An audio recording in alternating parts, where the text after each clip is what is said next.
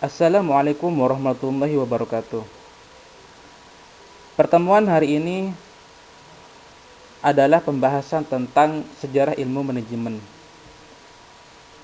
Ada beberapa yang saya sampaikan dari sejarah ilmu manajemen. Yang pertama, pendekatan klasik. Kedua, pendekatan perilaku. Ketiga, pendekatan ilmu manajemen. Keempat, pendekatan kontingensi. Yang kelima, pendekatan sistem. Yang terakhir, learning organization, sebuah pendekatan baru. Sejarah ilmu manajemen. Peninggalan fisik sebagai ciri adanya implementasi ilmu manajemen, seperti halnya piramida di Mesir, bangunan Ka'bah di Mekah, tembok Cina, candi-candi di Indonesia, dan bangunan-bangunan megah bersejarah yang lainnya. Peninggalan fisik tersebut menggambarkan adanya sebuah aktivitas yang teratur dan bertahap di masa lalu yang saat ini dinamakan manajemen. Ada beberapa tokoh-tokoh yang populer, di antaranya yang pertama Robert Owen 1771 sampai 1858, yang mana teorinya adalah untuk meningkatkan produktivitas dan kinerja para karyawan pabrik, maka harus meningkatkan kesejahteraan karyawan terlebih dahulu. Kesejahteraan itu meliputi gaji dan perumahan. Yang kedua, Adam Smith 1776. Figur yang dikenal sebagai bapak ilmu ekonomi ini mempunyai teori spesialisasi, yang mana jangan memaksakan pekerjaan kepada orang yang bukan ahlinya. Berikanlah pekerjaan pada orang-orang yang memiliki spesialisasi pada bidang itu. Selain itu, ia juga menyuarakan perdagangan internasional. Jika perdagangan antar bangsa bisa berkembang, maka menurutnya mampu mewujudkan kemakmuran bangsa-bangsa di dunia ini. Yang ketiga, Charles Babbage 1792 sampai 1871, yang mana buah pemikirannya beliau adalah spesialisasi akan menciptakan efisiensi kerja. Namun, tenaga spesialisasi di sini dalam rumah industri akan menjadi lebih baik jika diimbangi dengan bantuan alat-alat canggih, semisal kalkulator atau program-program komputer.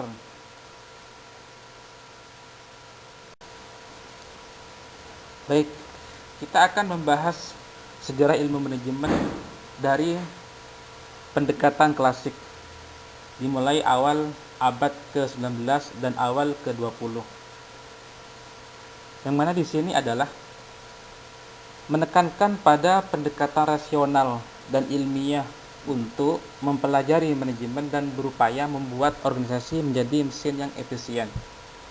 Selanjutnya, pendekatan klasik di sini mempunyai dua cabang. Yang pertama, manajemen ilmiah. Yang kedua, teori organisasi klasik. Manajemen ilmiah.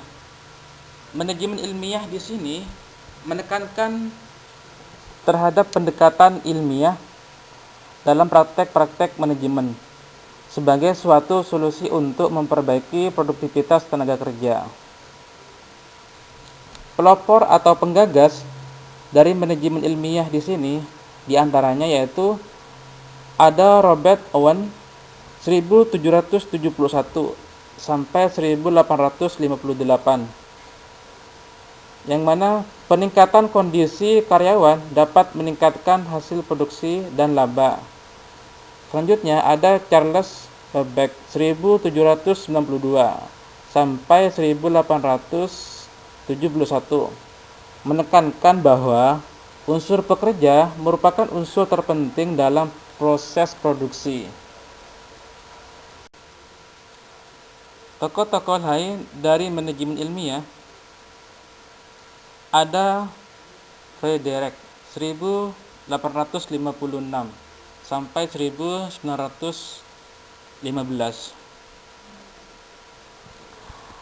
Peletak prinsip dasar manajemen ilmiah mengemukakan gagasannya dengan 4 prinsip dasar. A. Perkembangan manajemen ilmiah yang benar sehingga dapat ditentukan metode terbaik untuk melakukan setiap pekerjaan. B. Pemilihan ilmiah terhadap pekerja sehingga setiap pekerja dapat diberi tanggung jawab atas tugas yang paling cocok. C. Pendidikan dan pendekatan ilmiah untuk para pekerja. E. Kerjasama erat dan bersahabat di antara manajemen dan pekerja. Selanjutnya ada Henry 1861 sampai 1919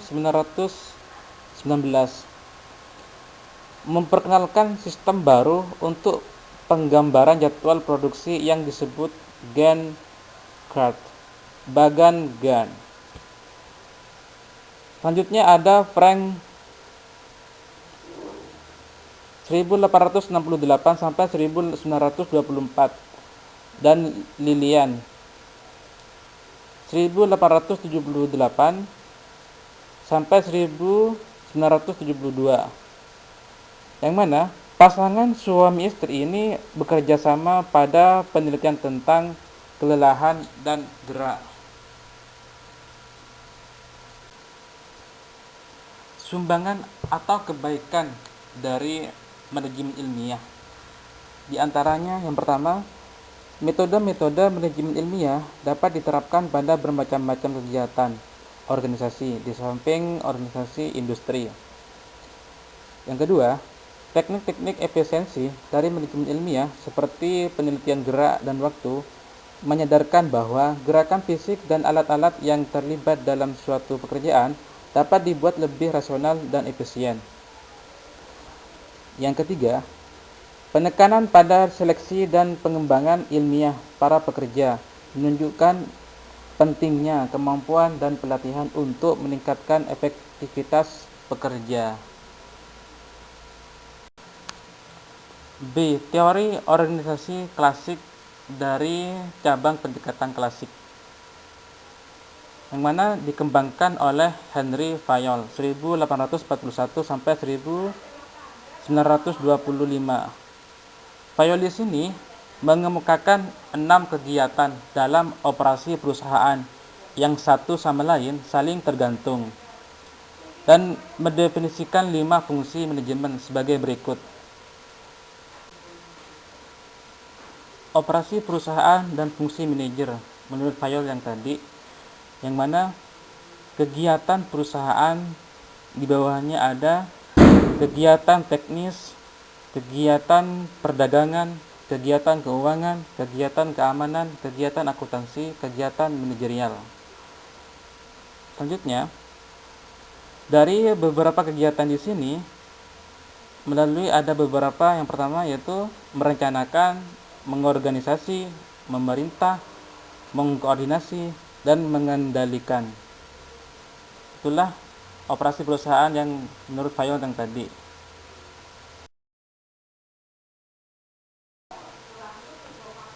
Ada 14 prinsip Fayol dalam manajemen.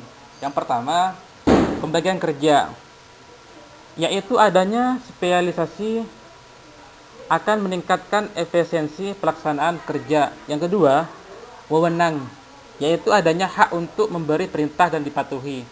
Yang ketiga, disiplin, harus ada respek dan ketaatan pada peranan-peranan dan tujuan organisasi. Yang keempat, kesatuan perintah, bahwa setiap pekerja hanya menerima instruksi tentang kegiatan tertentu dari hanya seorang atasan. Yang kelima, kesatuan pengarahan, kegiatan operasional dalam organisasi yang memiliki tujuan yang sama harus diarahkan oleh seorang manajer dengan penggunaan satu rencana. Yang keenam, meletakkan kepentingan perseorangan di bawah kepentingan umum. Kepentingan perseorangan harus diupayakan agar senantiasa di bawah kepentingan organisasi. Artinya, sebuah prioritas harus didahulukan untuk kepentingan bersama daripada kepentingan pribadi. Yang 7, balas jasa. Balas jasa di sini kompensasi untuk pekerjaan yang dilaksanakan harus adil baik bagi karyawan maupun pemilik. Selanjutnya yang ke-8, sentralisasi, yaitu adanya keseimbangan yang tepat antara sentralisasi dan desentralisasi. 9, rantai skalar, garis wewenang, yaitu garis wewenang dan perintah yang jelas. 10, order, bahan-bahan material, dan orang-orang harus ada pada tempat dan waktu yang tepat, terutama orang-orang hendaknya ditempatkan pada posisi-posisi atau pekerjaan-pekerjaan yang paling cocok untuk mereka. 11, keadilan, yaitu harus ada kesamaan perlakuan dalam organisasi. 12, stabilitas staf organisasi, tingkat perputaran tenaga kerja yang tinggi tidak baik bagi pelaksanaan fungsi-fungsi organisasi. 13, inisiatif, yaitu bawahan harus diberi kebebasan untuk menjalankan dan menyelesaikan rencananya, walaupun beberapa kesalahan mungkin terjadi. 14, esprit de corps, semangat korps, kesatuan adalah kekuatan. Pelaksanaan operasi organisasi perlu memiliki kebanggaan, kesetiaan, dan rasa memiliki dari para anggota yang tercermin pada semangat korps. Itulah 14 dari prinsip Fayol.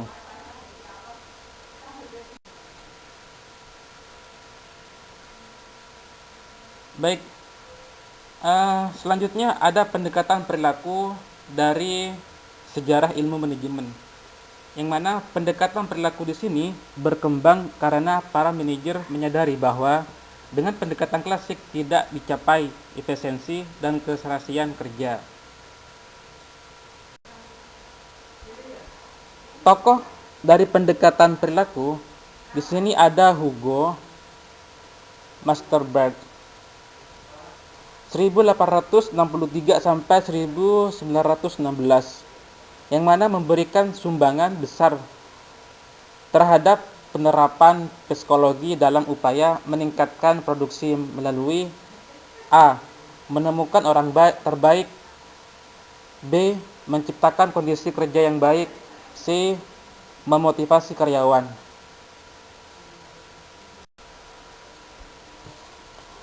Selanjutnya, tokoh dari pendekatan perilaku ada Elton Mayo 1880 sampai 1949, yang mana melakukan serangkaian penelitian tentang perilaku manusia dalam situasi kerja melalui eksperimen Hawthorne.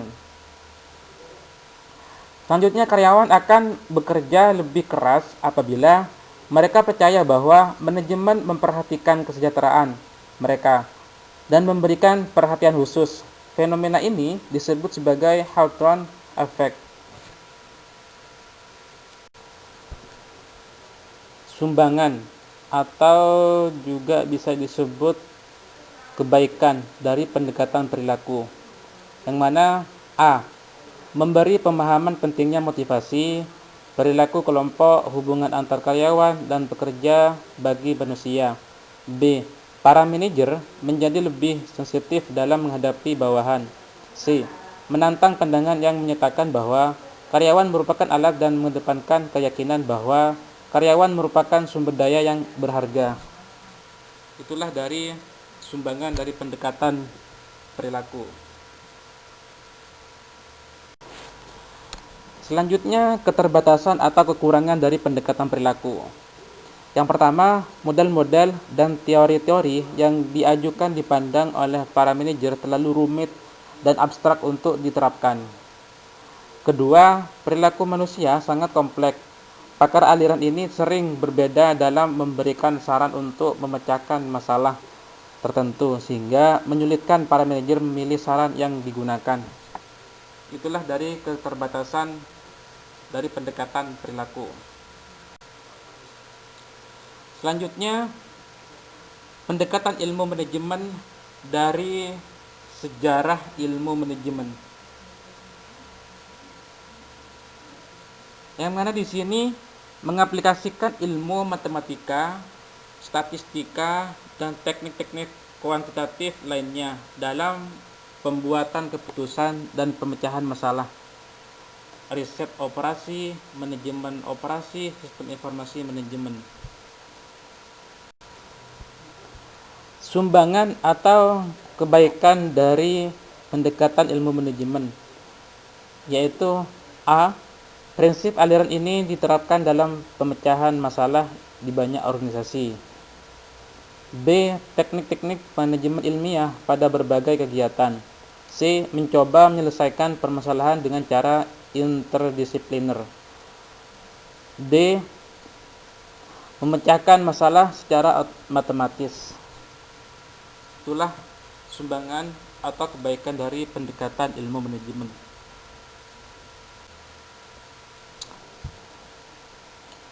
Selanjutnya, keterbatasan atau kekurangan dari pendekatan ilmu manajemen. A.